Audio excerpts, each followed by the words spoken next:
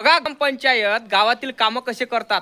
जेव्हा एखाद्या दलित वस्तीमध्ये समाज मंदिर किंवा एखादं काही देतात ना, किंवा गावात कुठले काम करतात ना, तर बघा काम कसं करतात दाखवतो तुम्हाला।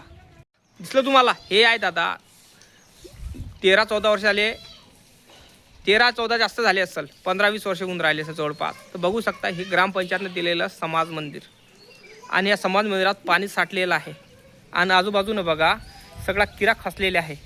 बघू शकता तुम्ही, हे बघा पाणी किती साचलेलं आहे, बघा बघून राहिले बघा।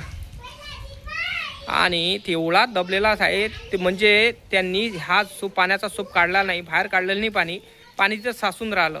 त्या कारणामुळं काय झालं का त्या स्लॅबवर शेवाळ आली, पूर्ण शेवाळ आली, आणि त्या शेवाळमुळं काय झालं की तो स्लॅब कानी गळून तर राहिलाच, पण तो क्रॅक झाला स्लॅब।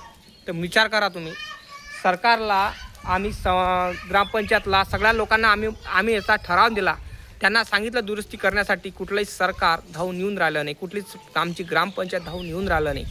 बघू शकता तुम्ही।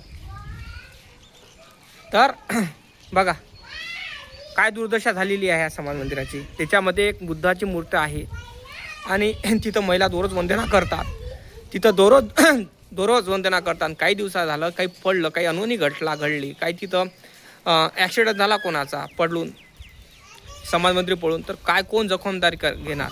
तर विचार करा तुम्ही। बघा ती डोबरं साचलेलं आहे पाण्याचं, दिसून राहिलं असेल तुम्हाला, बघा आहे नाही का? हा व्हिडिओ व्हायरल झाला पाहिजे, शेअर झाला पाहिजे, कळलं का दादा? जय भीम, जय शिवराय।